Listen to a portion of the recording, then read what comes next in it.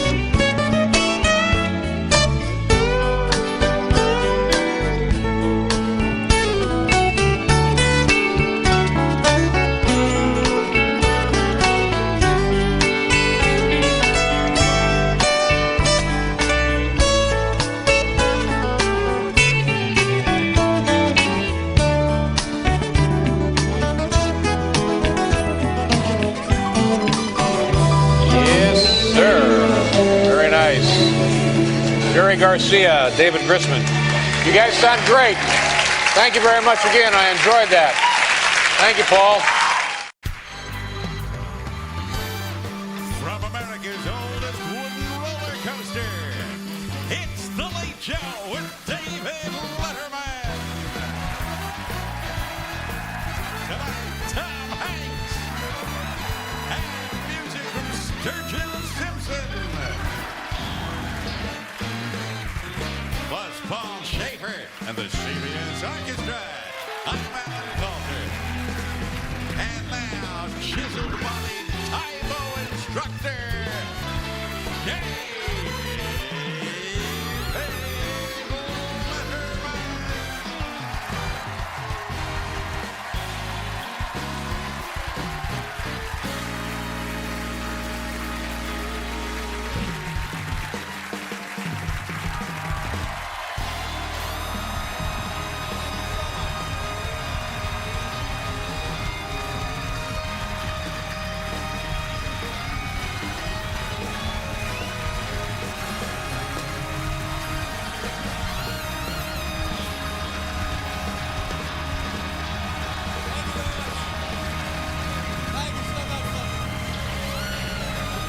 That's it. How you doing?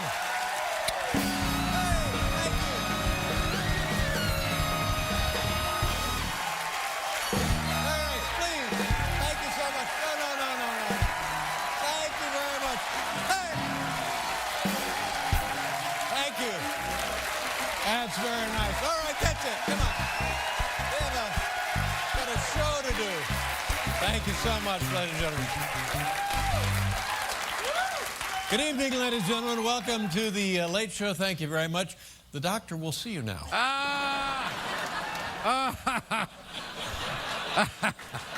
Hey, you know what, ladies and gentlemen? This is what you love about New York City. Something always happening. You know what it is now? Once again, it's Fashion Week here in New York City.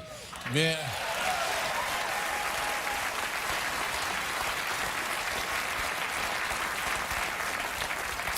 And you can sure tell by looking at you folks. They're de-icing the runways right now. Thank you so much. And I'm only bringing this up for health concerns. Have you seen the top models of the day now? Sure. And I think they're starting to move back the other way. But until that movement of normalcy, the models very, very skinny. We can agree on that, right? It's just, it looks on. It takes about a dozen. I did the math on this. It takes about a dozen models to actually create a shadow.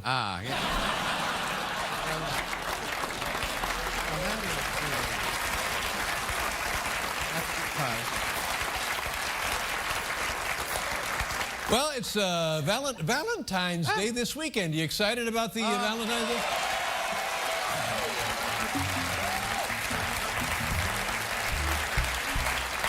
Valentine's Day is named for Saint Valentine, and Groundhog Day named for Saint Groundhog. Saint Groundhog.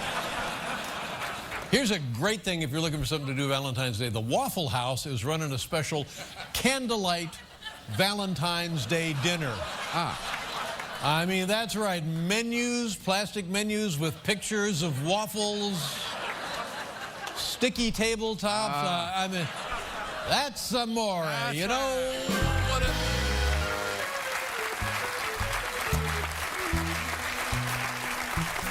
but if you're budget conscious, what about Valentine's Day on a budget? Well, you can do that too. Nothing wrong with that. Take a look at this. Valentine's Day can be stressful when you're on a budget. If you can't afford the diamond she's dreaming of, express your love with the timeless beauty of carbon in the form of coal. It'll become a diamond if subjected to extreme pressure, like the pressure you're under to give the perfect romantic gift. Say it with coal.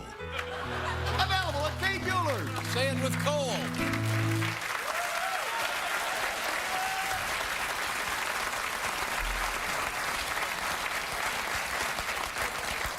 Well, here we go again. This happens, well, about every 6 months. Somebody goes someplace to have a lovely meal, and they end up with problems. And a woman here in Manhattan went into a seafood restaurant, bit into a hunk of fish, got a fish hook right in the roof of her mouth. No. Yep. I hate it when you go into a fish restaurant and you're the catch of the day. I hate that. I hate that.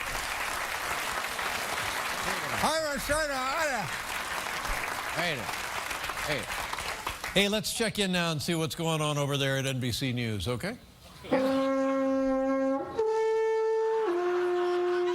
Yes, Chuck Todman, host of Meet the Press, Chuck Todman.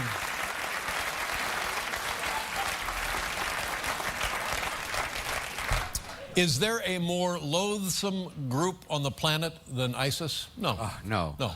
Listen to this. They're now asking people to donate blood. Really? Well, I think this is a positive step. Usually they don't ask. Yeah. That's right.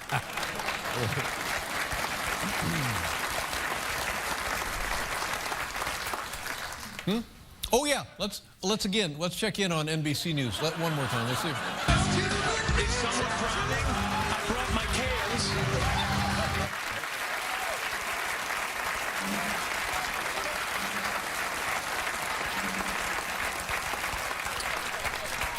You remember when Spider-Man was on Broadway, Paul? Very exciting, yes. Yeah, a wonderful musical, and the exciting thing about it in the beginning, you would go there every night, and you were guaranteed that a cast member would be injured. Remember that? A lot of laughs. There was a lot of fun. They would fall, equipment would fall on them. They would be caught up in a pulley and dragged down Broadway. A lot of laughs. You just never knew what was going to go haywire. And then they got the bugs ironed out, and it was a tremendous success. Well, guess what? Spider-Man is now going to Las Vegas.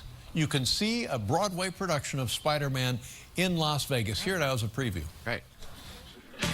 Spider-Man Turn Off the Dark is headed for Las Vegas, featuring all your favorite moments from the smash hit Broadway musical, with Don Rickles as Spider-Man. I laugh about people, no matter what the hell you are. Irish, Jewish, Italian, Negro, Puerto Rican. Well, Puerto Rican. Spider-Man Turn Off the Dark, only at the Tropicana. That's right. That's it. Spider-Man, Turn Off the Dark. Hey, look! It's fall! Spider-Man, turn off the light. Hey, is it your birthday? Good, because Tom Hanks is here tonight. We'll be right back, everybody. Coming up, top 10 least popular events of the NBA All-Star Weekend. And Tom Hanks. Fun fact, on this date in 1467, the soup of the day was lentil. The Late Show sponsored by the Discover It card, the card that treats you like you treat you.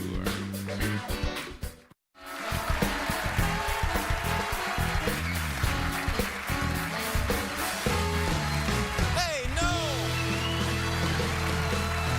You know it. You know it. That's right. Thank you very much.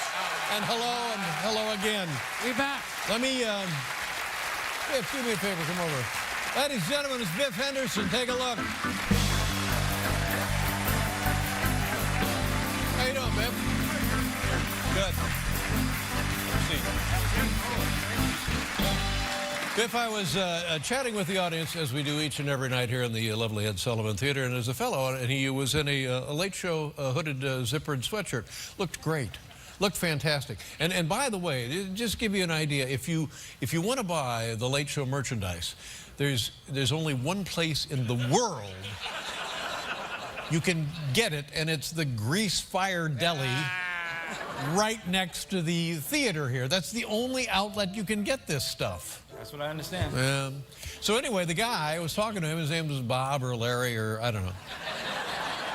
And it looked to me like he'd purchased the wrong size, because when you purchase the Late Show merchandise, you have to allow for shrinkage. So do me a favor, you take the guy. What happened to his money? Did we get him money back? You get money? Not that much. Alan, do you have more money? You took it back. Okay, we took it back and gave it to the woman. Right. Yeah. All right, then give Biff some more money. You take him now over and get him a different size. Don't take it from Debbie, for God's sakes. And hurry. You got to hurry here.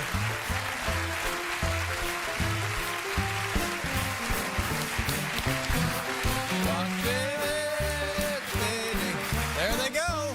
It's gonna be cold out there. Bop, bop, bop, bop, bop, bop, bop, bop, bop. Hey, up, 53rd Street, ladies and gentlemen. Fabled in story and song, the Street of Dreams. There we go, the Hello Deli. Hey, Rupert. Hey, Rupert, it's me, Dave. Can you hear me? Hi, Dave. Hey, congratulations. You got an A thing from the Board of Health. Nice going. That's fantastic. Hey, Rupert, do you know this guy here? No. Well, he knows you.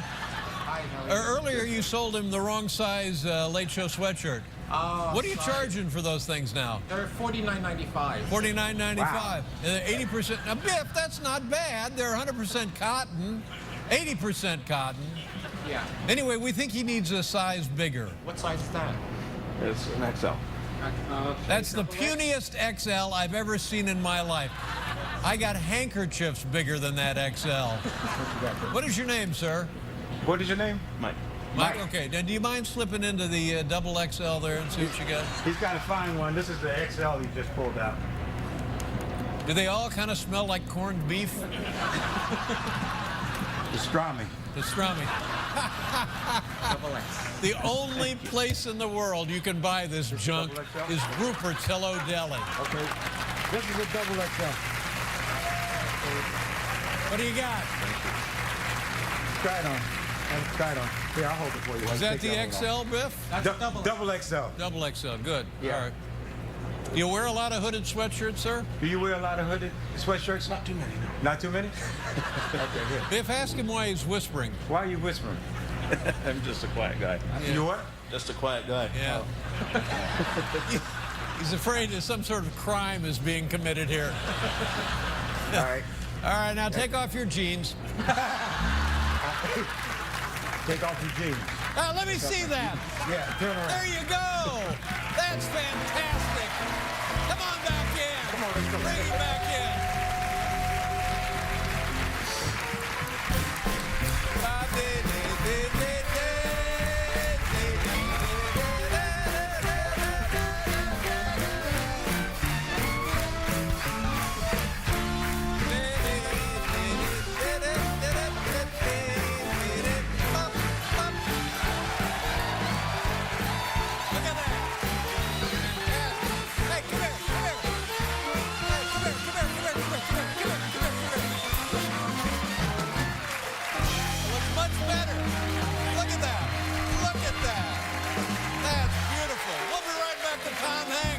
Enjoy your shirt. Thank you. Thanks, Biff.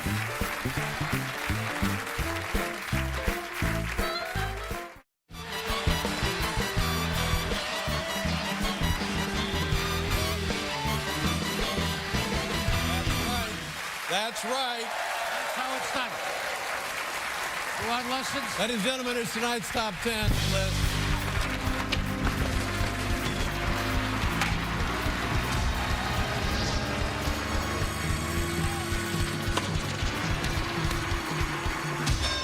Tonight's Top 10 list, sponsored by the Discover It card. Discover It card, right there. If you don't have one, get one. It's the Discover It card. I have several. It's the NBA All-Star Weekend right here in New York City. Popular events, the All-Star Celebrity Game, the three-point shooting contest, the slam dunk contest, and of course the big All-Star Game itself. Least popular events. Now, not all of them can be fantastic home runs, big-time winners. We wish they could. Yeah, but they can't be. It's humanly impossible. Here we have top 10 least popular events of the All-Star Weekend. Number 10, competitive bench sitting. Number 9, LeBron's LeBrunch. Number 8, the Gatorade hamstring pull. Number 7, discipline a mop boy. Number 6, Rupert G. sells ill-fitting NBA apparel. Number 5, Mark Cuban Appreciation Dinner hosted by Mark Cuban. Number 4, three-point hat contest. Number 3, hands on a Van Gundy. Number 2, the Donald Sterling Apology Experience. And I'm so sorry. And I'm so apologetic. Am I entitled to one mistake? No. It's a terrible mistake. Yes, it is. And I'll never do it again. No, of course and not. I'm apologizing and I'm asking for forgiveness. Okay, that's fine. Am I entitled to one mistake? Yes, I think you're after entitled. 35 years, No, after I made 30 a mistake. Of course you I did. hope it's in It's their heart fine, to Donald. forgive Don't me for worry that about it. mistake. And the number 1 least popular event of the NBA All-Star Weekend, New York Knicks autograph signing.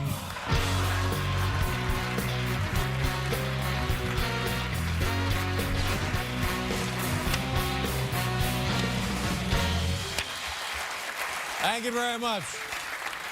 Well, if today's your birthday, this is why you're watching. Our first guest is a 2-time Academy Award winner, one of the biggest movie stars on the planet. Ladies and gentlemen, here he is, America's Valentine, Tom Hanks. Tom.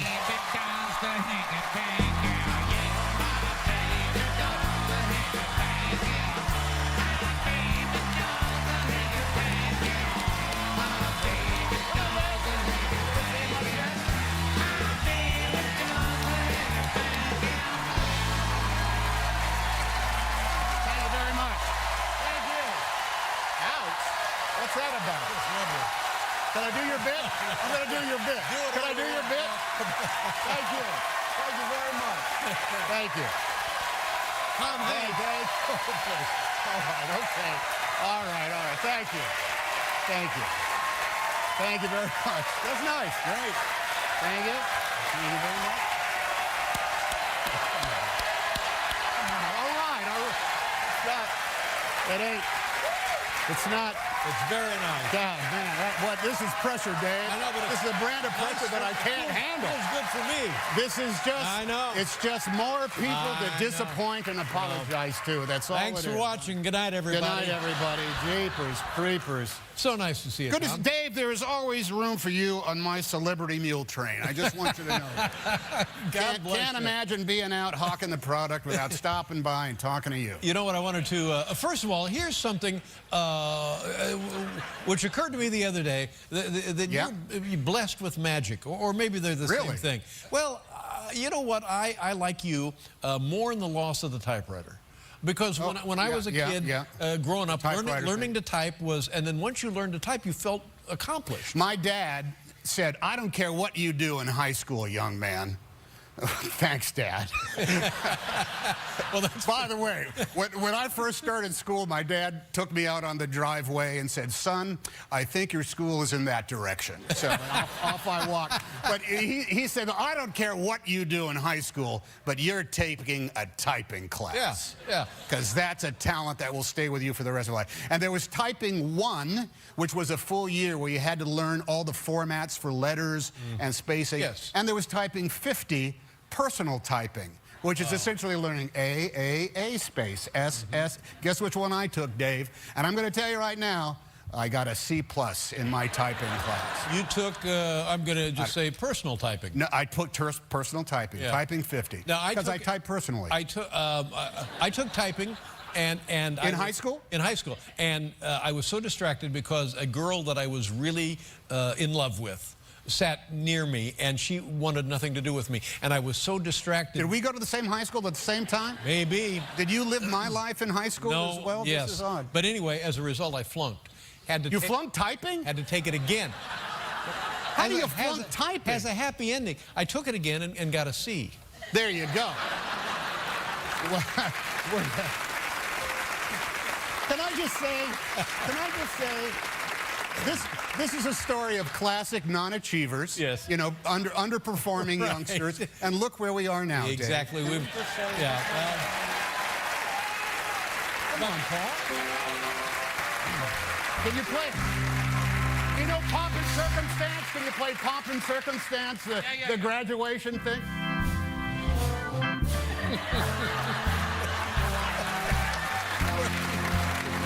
Thank you, Paul. Thank you. Wow.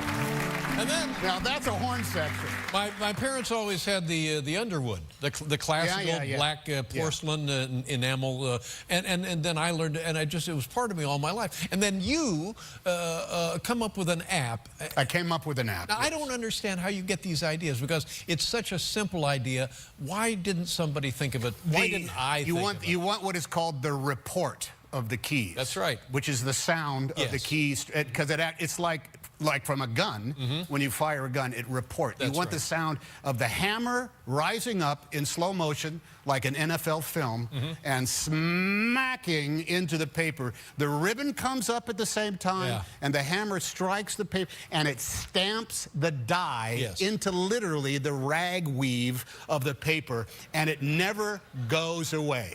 It will stay as long as you don't burn it, throw it away, or leave it out in the sunlight too long. This is why, ladies and gentlemen, we should all get the opportunity to drive cross-country with this man right here. Oh, I'm loaded. Because the knowledge that we would accrue. So now, if you get that app when you're typing on your keyboard, you get a great sound, you get a great look, and you get a PDF that you can save. You know, it will still come out as like a laser printer, so it won't last forever, Dave. But the satisfaction of using it will. Now, when you had this idea, where did you go? Who did you call? I went to a crack team of show business experts who are amongst the part-time ladies that work for me. And I said, hey, I want to come up with an app. And they put me together with a brilliant guy whose name is Mike Blank. Mike Blank? Mike Blank. And I said, seriously, what's his name? Blank. Hey, don't hide his name from me. What's his name? And he knows everything, all things internet. And I said, I want to come up with a typewriter app that will make a sound. It'll be just like typing on a thing. And he put it together. I worked with a great company, and I think it's in Tennessee. And we put it together. And I got to tell you, man, I have made literally hundreds and hundreds of dollars off of this thing. Oh, no. I'm telling you. Now, can I get it? Can I put it on my thing? You could go on the App Store. Do you got an Apple computer? Or do you have one of these? We have a thing. What do you got? You got a Univac, whatever these things. It's the Univac. It's the closet size. Just go on computer. with that. Go onto the App Store. Hank's Writer. Hank's with an X. But that's genius. I mean, let's take a look at the. Oh, it's genius, Dave. I have figured out how to make a computer work like a typewriter. But when I read about this, it broke my heart because I thought, yes, thank God that's not out of my life. I can have that. You can have that, yes. But I was dreadfully sorry to learn that you invented it. I just thought, oh, how did that you cast a pretty big shadow as it is. You bet, man. And now. It's all the part of the Renaissance man thing I'm going for. But you've turned Silicon Valley upside down. Oh, they throw me parades when I show up there. They really do. Thank goodness you have taken the World Wide Web and turned it into a manual functioning machine. I wonder, do we have the sound effect of an actual typewriter? It's gonna. Now I'm going to tell you. Isn't that delightful? We had so many meetings because you can buy a number of virtual machines. They all have different typefaces. And they make different sounds. And we had all sorts of meetings about what the sound needed to be and what the lag time was. It was a very, and actually we did it all in my top secret underground lair. You drive out to the desert. I know. A rock opens up, you drive through. That's right. And all my staff is driving around in golf carts, in unisex bunker. outfits. So we went into the typewriter room and figured it out. Now, let me ask you another typewriter question. Yeah. Did you love more than life itself the IBM Selectric? I've got so many IBM Selectric. That was delightful. I've got. Here's we got it. We'll be more with Tom Hanks right after this. So, I've got.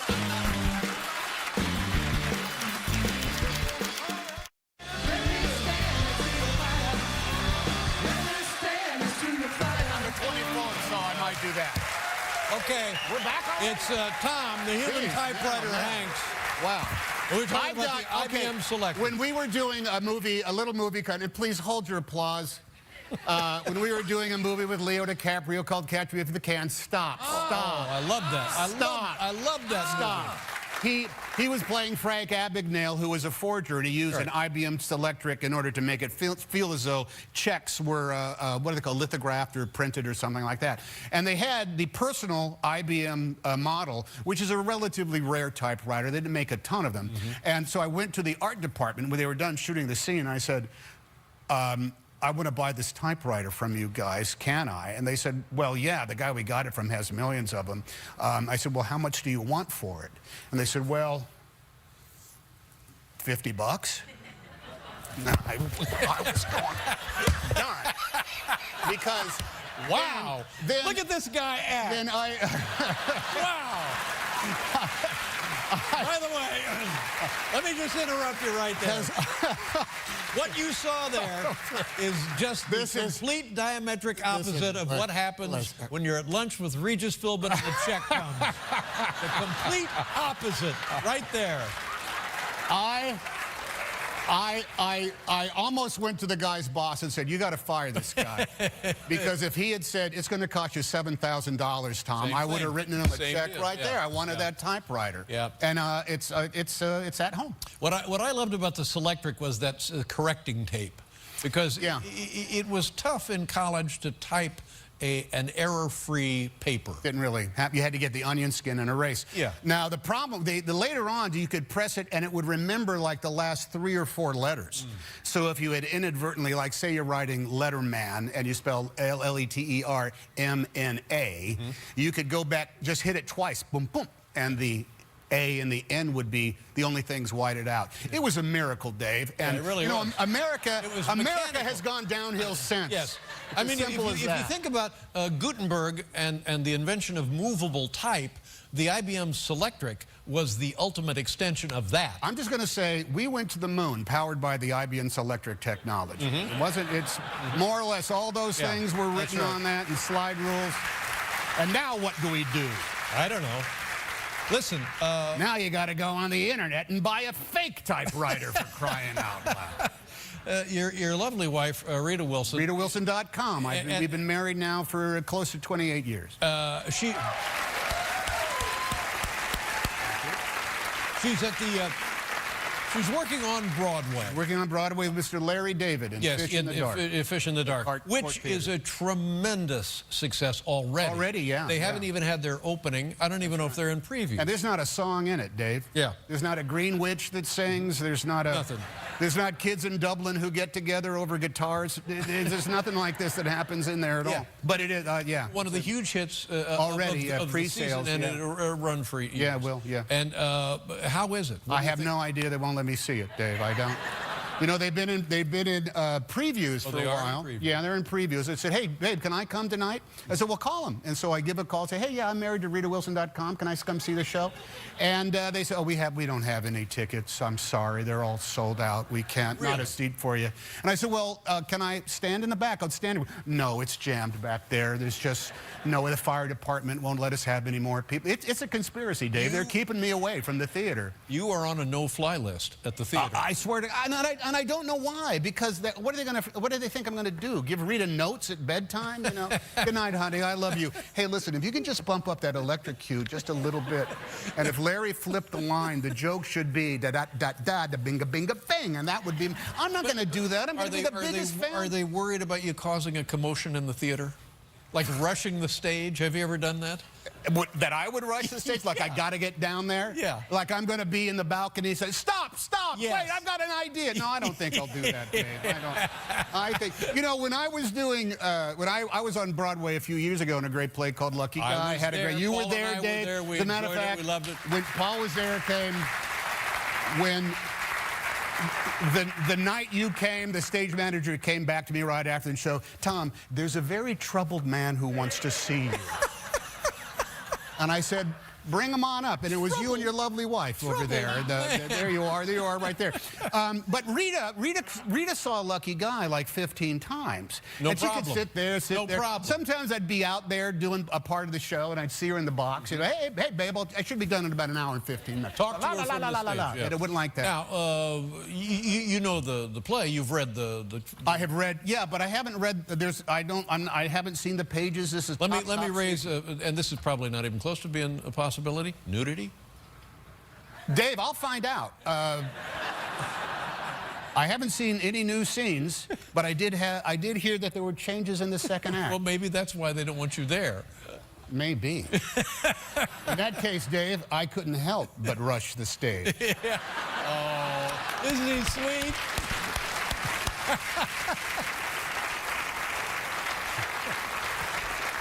Maybe they're worried you'll be in the balcony making typewriter noises. Just keeping notes, just taking notes. Act 3, Scene 2. That's right. Bring on Rosie Perez 2 lines earlier. We'll be right back with Tom Hanks, everybody.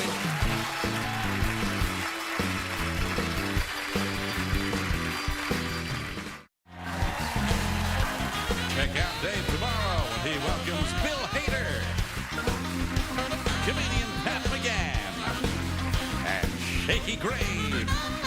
When we come back, a look at what's hotter right now. Facts or trends?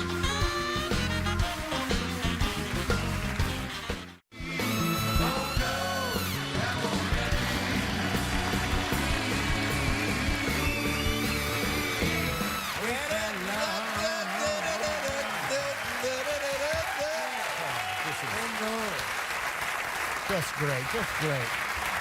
You know who was here last time? It was Bill Belichick. Bill Belichick. Four-time Super Bowl coach of the New England Patriots. We have a game that we play when the football games are lousy. Me and my boys, we play a game called Head Coach as Stepdad. Head coach as stepdad. Right.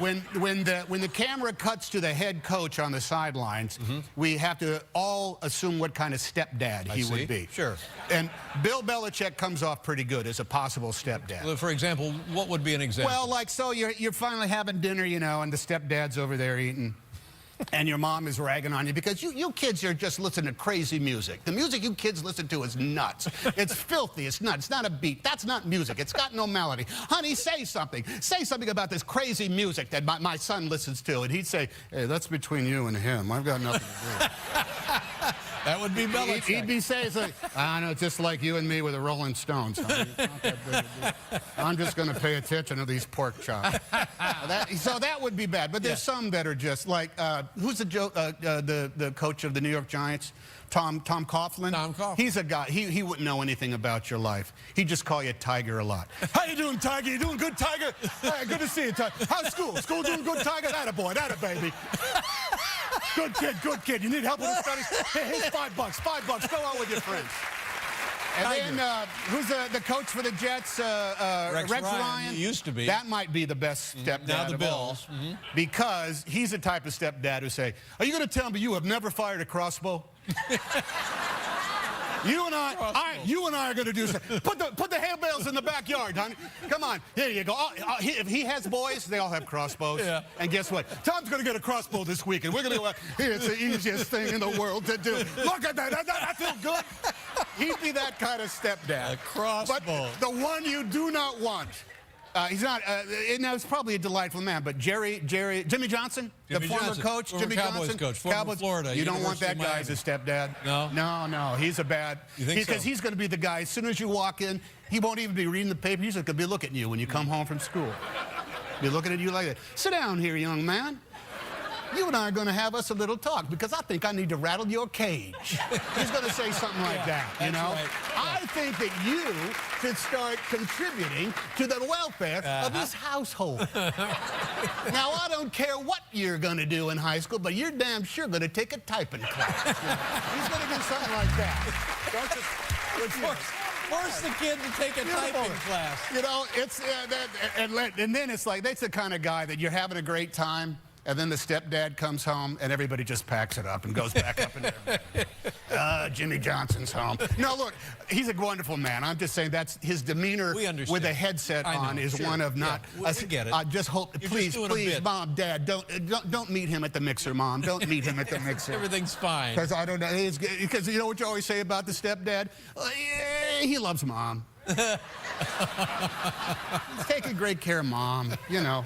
Look, we're going to be out of here in a couple of years. Let's just put our heads down and get through it. By the way, where's my crossbow? You know, that's what I'm going to want. You know, I want to show an example of your early work.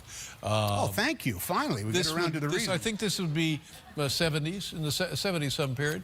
This would be... Mid-late 70s. I will tell you, this is a bit of a historic clip because if I hadn't done this episode of this certain show, the writers would not have told Ron Howard that maybe I should come in and audition for a movie called Splash. Oh, my God. So this is... but now, I love Ron Howard. Ron's great. Ron's great. He's just great. I don't... Okay.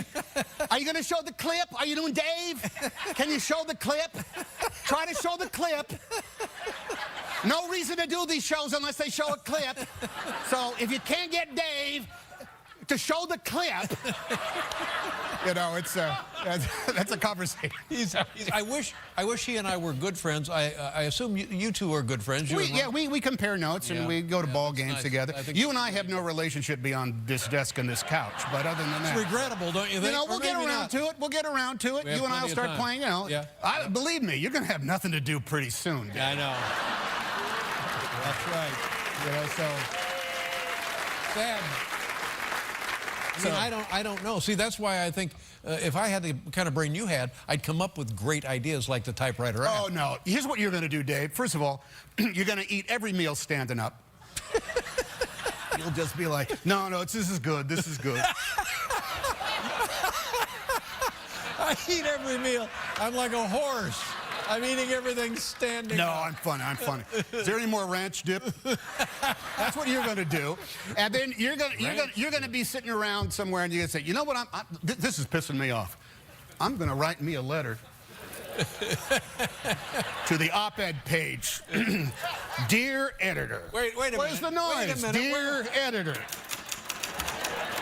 As a show business professional of long standing, I am outraged. Of course, outraged at the cost of my cable bill.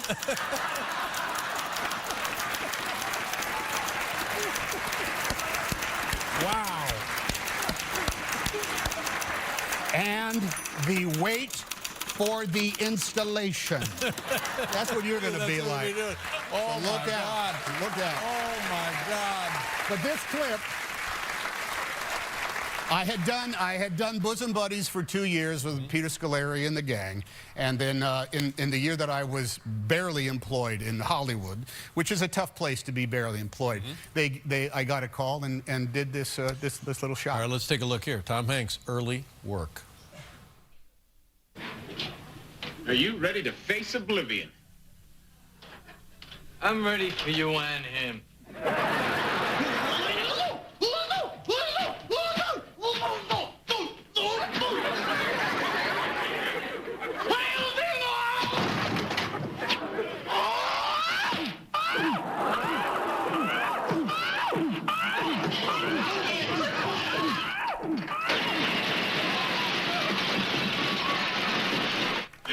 I did it! So much for the great Arthur Fonzarelli! How about that? How about What a that? shot, huh? Oh, my God. What a shot. History was made.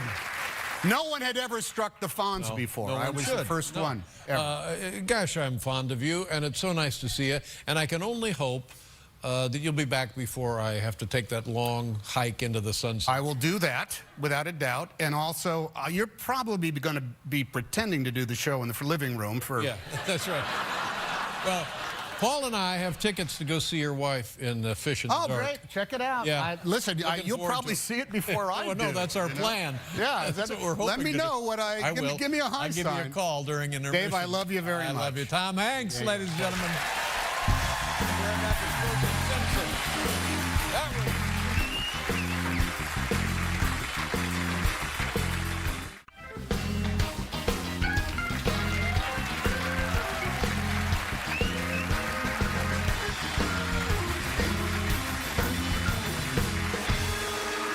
Thank you very much. What a lovely man Tom Hanks is. Wow. I wish we could have that every night. Yes, My God, then we'd be in business. then we'd have a show. Yes, sir. Our next guest is an acclaimed singer and songwriter from Kentucky whose current album is entitled Metamodern Sounds in Country Music. Please welcome back to the program, Sturgill.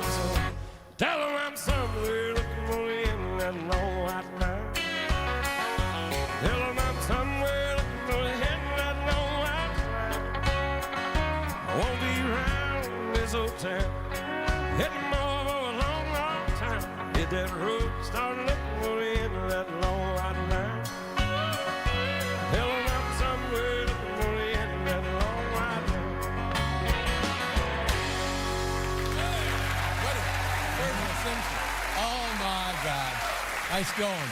That was fantastic. How you doing? That was beautiful. Thank you very much. Thank you.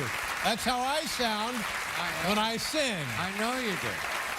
Tremendous. Sturgill Simpson, Metamodern Sounds in Country Music. Thank you, gentlemen. Good night, everybody. The Late Show is a production of Worldwide Fans Incorporated. This is Alan Coffey saying good night. Drive safely. Stop it!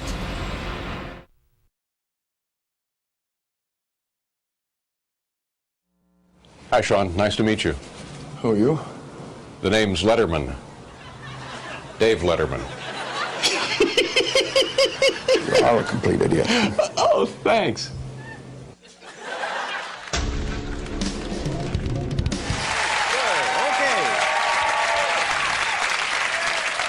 Are you folks ready? Are you very excited about this? We're very excited. We're very delighted about the appearance of our first guest. This next gentleman requires no introduction. For the first time on our program, ladies and gentlemen, please say hello to one of my favorite actors, Sean Connery.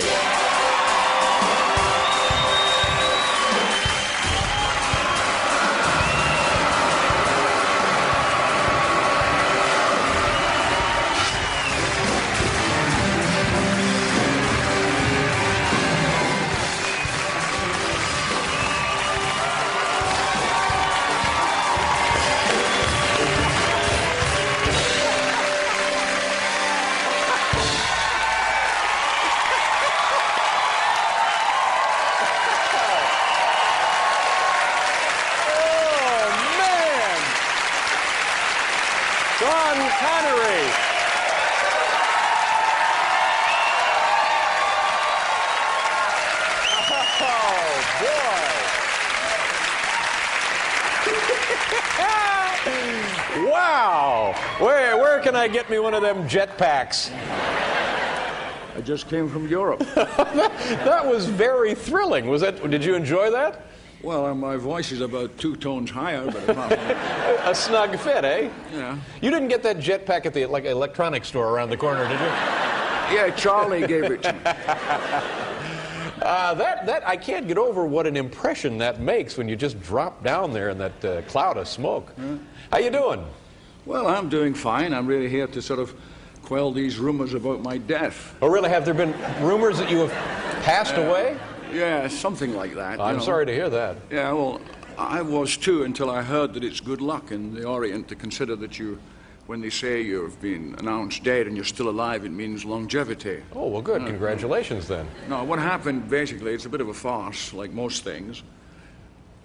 Dear friend of mine, James Hunt, the racing driver, he died. World champion. Yeah, he lived near me in Marbella. And it was picked up as James Bond. And then it went on to the press, and then it was picked up in Japan the same day that the ex-governor of Texas, John Connolly. Yeah. But then, of course, John Connolly is like Sean Connery in Japanese. And this is absolute gospel. And then it went to France and Spain, and people were phoning up all over, and very few people ever know where I am, even me, And anyway, that was the sort of finale of that one. And you say very few people ever really know where you are, and you say you're not sure, but really, where are you? Where does a guy like you hang around? You live in Spain most of the time? Well, I was up there for 20 minutes.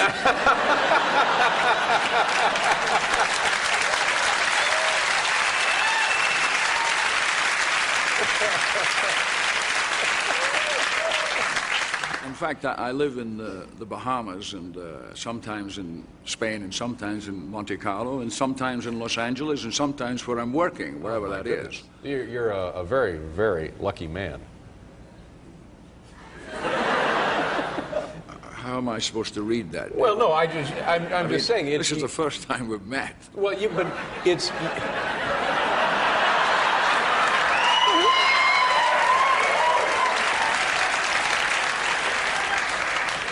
It's just that you seem to cut a grand figure of glamour, and it's nice that you can live that way as well.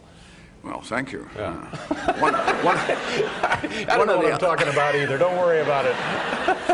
No, one of the other points I wanted to clarify, I was also had a serious throat disorder of cancer, which obviously is not true, and I wouldn't be able to speak, etc., which was something else that was picked up by the media, started in this town, and went round the world. Well, needless to say, I came here to be in living color with you. Thank you. So I'm obviously okay. So you have...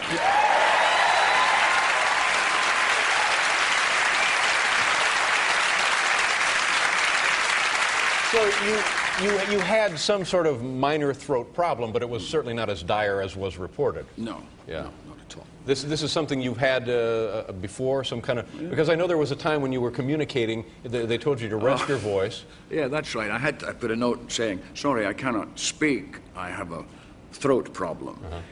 And everybody would say, why? What's wrong? So I would write down, say, I cannot speak, just, you know. So they'd take the paper and they would write it down. And I would have to write, I can write, you know, and I'm not deaf. Or they spoke loud. Yeah. Very loud. Well, all of this is good news. And you know, forgive me again, but you look terrific. Thank you. Yeah.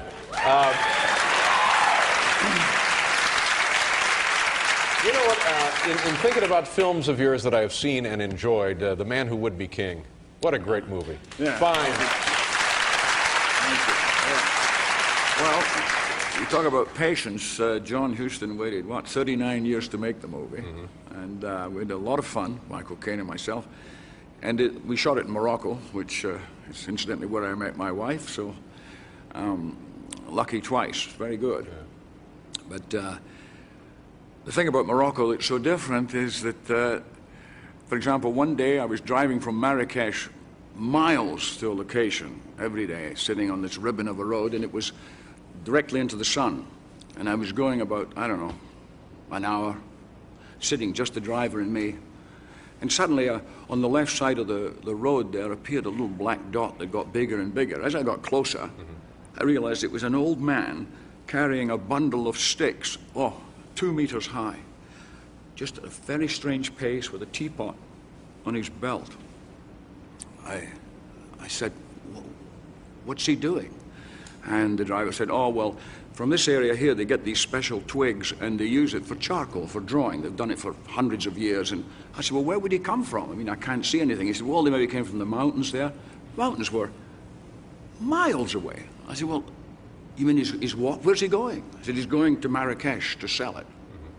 I said, oh, really? So anyway, I go to the location, we shoot. I'm coming back at night and I'm a little tired. And on the same road, I suddenly see on the right-hand side this dot appearing again.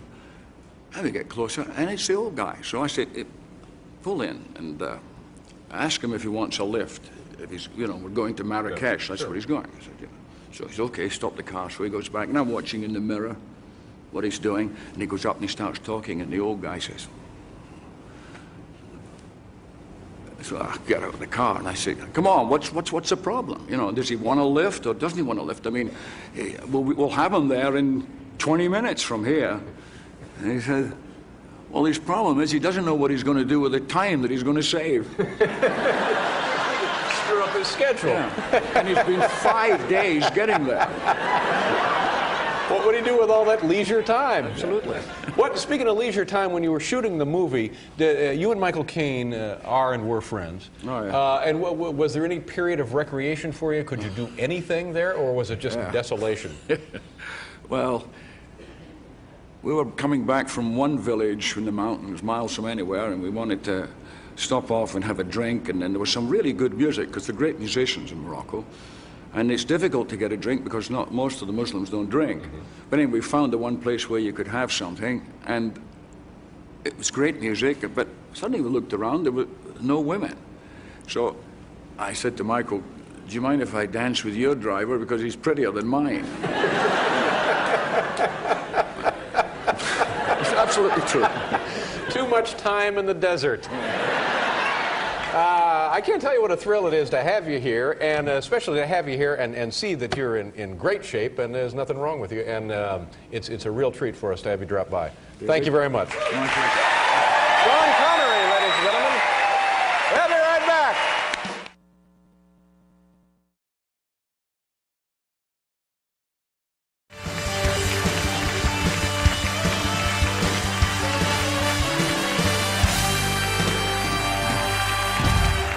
Thank you very much, ladies and gentlemen. Paul Schaefer and Felicia Collins, CBS Orchestra.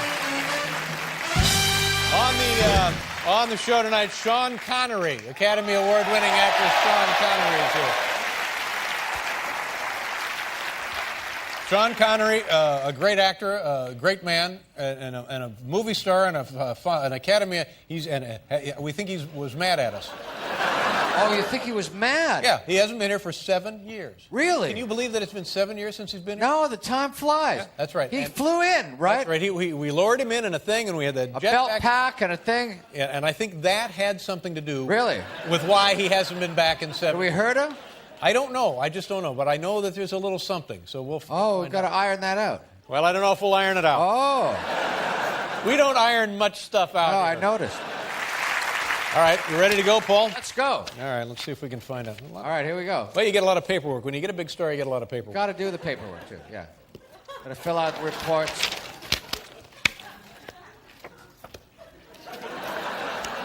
Look at you, you're anal. Thanks. Well, thanks, Paul.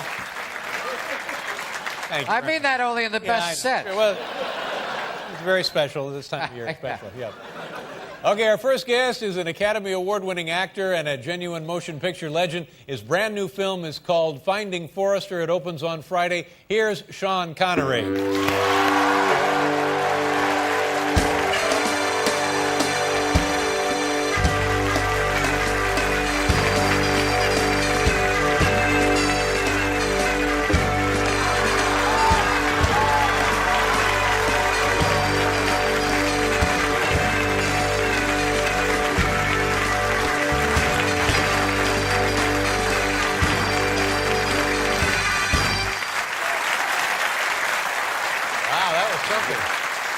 You're a powerful man.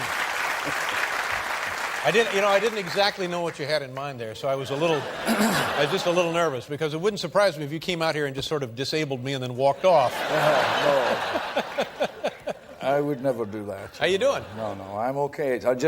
I had not realized it was so long since I had been here. Mm-hmm.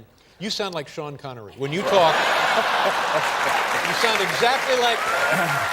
It's amazing. Well, I've borrowed your hairpiece.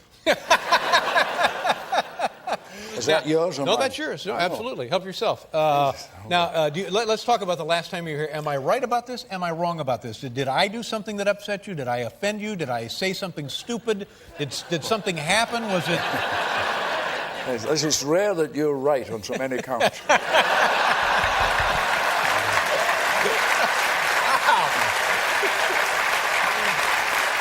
All right. And did it have anything to do with the entrance when you in the jetpack and that silliness? Was that it must have been uncomfortable, to say the least. Well, we found that out a bit later, but have you still got the same producer? Yeah, everybody's intact, more or less. Uh-huh. Yeah. Okay. Here now is what we're talking about. Take a look, ladies and gentlemen. This is 7 years ago, Sean Connery. See, we thought it'd be... Look at that. Yeah. Very nice. You look better today than you looked then. I see the expression on the face. Yeah. But we left you hanging up there a little too long, I guess. Yeah. What you never explained to these people was that it was continuous how we did it, and we had to cut it because I was speaking too high. Yeah, well, that'll happen.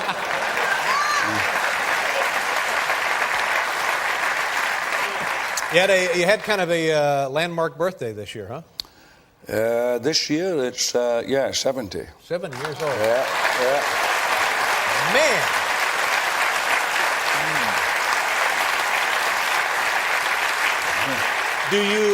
Did you have like a big party, any bigger than normal? What did you do? Well, I'm not sure. It's so long ago now. I don't remember much now. When you get to this stage, it's tough. All right. Well, just go ahead and make something up then. Well, what do you think I'm doing here?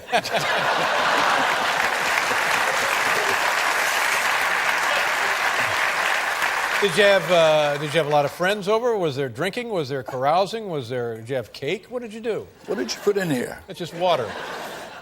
No, joking. I was only kidding. No. It was. I remember it distinctly, clearly coming here. Uh-huh. Wasn't I here? Yeah.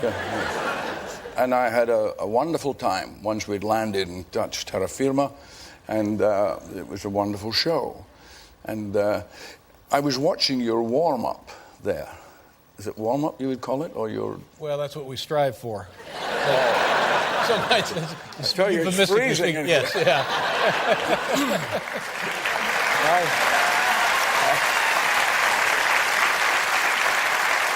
Let's talk about being honored by the Queen, being actually knighted. Yes. Congratulations. Thank you. Thank you. Means a lot to you, being knighted? Yes. Be careful now, Dave. Dave, you've got to be careful. I will. I'll be very careful. Okay. No, it doesn't really change anything. It's, as I said at the time, an honour for Scotland. And one of the rather good elements about it is that there are no conditions attached. One can stay and do exactly as one did before. I mean, I will continue to, but whether I will continue to retain it, that will be something else, I suppose. Well, they can't take it away from you. That sounds like the cue for a song. All right.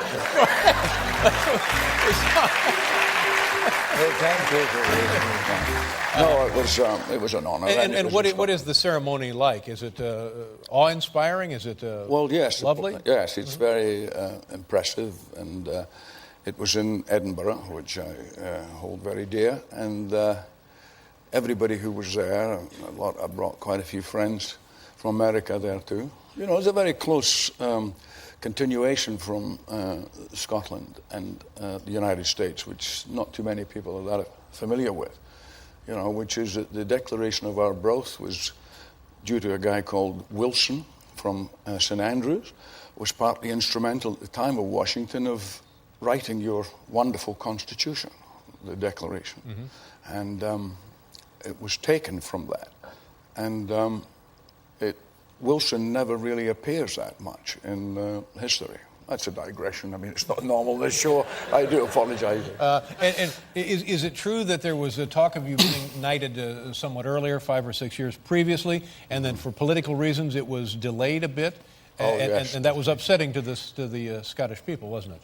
Well, yes, it was really dreadful. It was. I never questioned. I obviously had made quite a few enemies en route, unconsciously. I suppose that's the best way to make them. And I never knew. My wife was always rather curious as to why one had not had any sort of recognition, as it were, in England, but I had plenty everywhere else, France and in Scotland. But and then they decided that it would be too much of a plus and a support for the Scottish National Party, which I'm a member of and have been for 40 years. And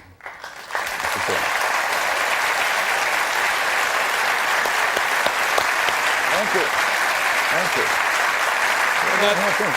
That party stands for and represents more freedom for Scotland itself? Well, it's the only one that's in the UK, which is not a particularly accurate United Kingdom, but that is for independence. Right. The others don't want it. I don't know what they're frightened of, because we're not going to steal the land.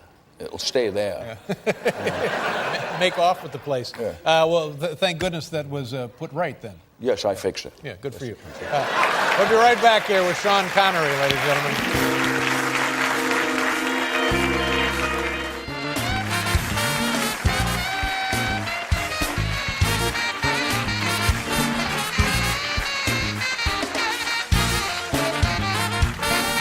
Hey, ladies and gentlemen.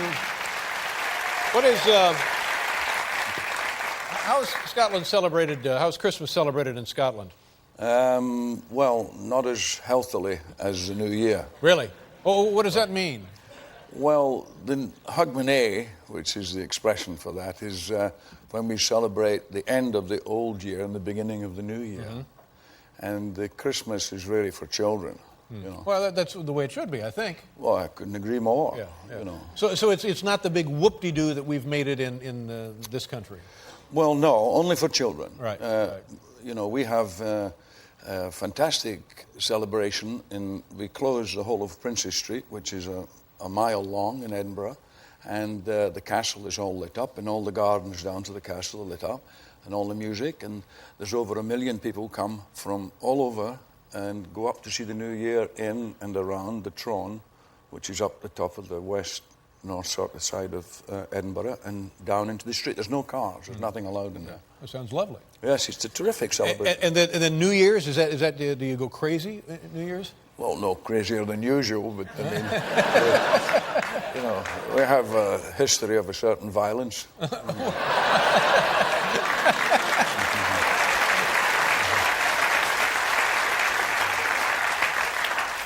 You like spending time in New York City, this time of year especially? I like New York.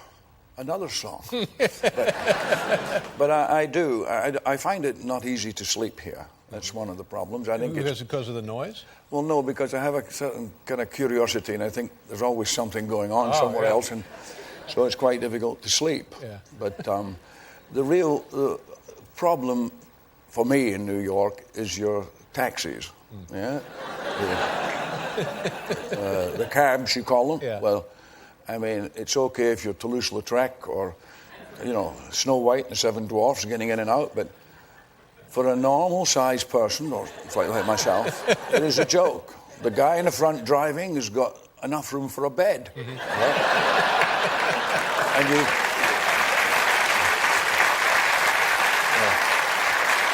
you live here. And in back, virtually no leg room. No leg room at all. Well, you must have the same problem. What size are your shoes? 10.5. Oh, my God, you're a kid. I'm 12. And I get inside, and I cannot move. Yeah. So if I get in this side, I've got to more or less stay this side because I can't get out the other side, right? And if it's raining, the guy isn't, you never saw him. You don't know who it is in front. It could be a gorilla smoking a pipe. Yeah. And you give the money into the little windows like confessions, and then you go out, and before you know where you are. And if it's raining, it's hopeless. That's right. Now, have you ever said confession in the backseat of a cab? I should have. Yeah. I've had the last rites a couple of times in the backseat of a cab. Let's talk a little bit about your movie, which is about New York and the Bronx, and I guess some of it was actually shot here, right? Oh, yeah. Some of it was also shot in Toronto, is that true? Yeah. Tell people about the film. Well, it's in some ways sort of old-fashioned because it's a story about recluse kind of J.D. Salinger, William Burroughs type writer who has a relationship which you think has no future, less than a gelding. And sure enough, they do have a relationship and they have all the ups and downs that go with it. And he happens to be a black kid who's a basketball player. And that's really the whole story, how they find Forrester, but they find each other. And Forrester finds Forrester. Yeah, and let's take a look at a clip. You know what we're going to see here? I believe it's when he's brought back some food, and I'm reading the National Enquirer or something. And okay. He's bringing some... All right, here we go. Sean Connery, Finding Forrester. Yeah. Pulitzer. A very nice film. And your fellow players in the film, very, very strong. It's a great cast. Yeah. And it's directed by Gus Van Sant. Gus Van Sant, that's right, yeah. And this boy, Rob Brown, has never acted before. No, That's absolutely fact and true. And he's 16 years of age, goes to school in Brooklyn. And the writer, Mike Rich, this is his first screenplay, and we had him from the first day to the last. I took him with us on... We rehearsed up in Canada for 2 weeks. He was with us all the way through the movie. Yeah, it's very nice. It's a very nice film. But what you're saying about the kid is hard to believe because he seems just natural as an actor. It's unbelievable. And never trained as an actor? No, none at all, no. And how does a kid like that get the gig? How does that happen? Well, apparently he was looking to try and find some money if he won the contest to pay his cell phone bill. And seriously. And he has a scholarship, but it's for football, American football. And he's a really terrific young fellow. Yeah, because I auditioned for that part. I heard that, actually. Oh, my. Then you got something. Now, listen, now, how are we doing now? You're not upset now, are you? You're okay? We didn't have you hanging from anything? We didn't injure you? We didn't knock the wind out of you? Everything's all right, more or less? Well, more or less, I think it's been... I mean, you could hang meat in here, but apart from that... We've hung meat in here. Don't kid yourself. We've hung plenty of meat. Now, will you come back? Of course, I will always come back. Don't wait 7 years to come back. I might not be here in 7 years. I might not be here in 7 years. I might not be here in 7 months. It's great to see you again. You look fantastic. You do too, and I'm sorry about the hug. I got carried away. That's all right. I appreciate it. Thank you very much. Sean Connery, ladies and gentlemen. We'll be right back.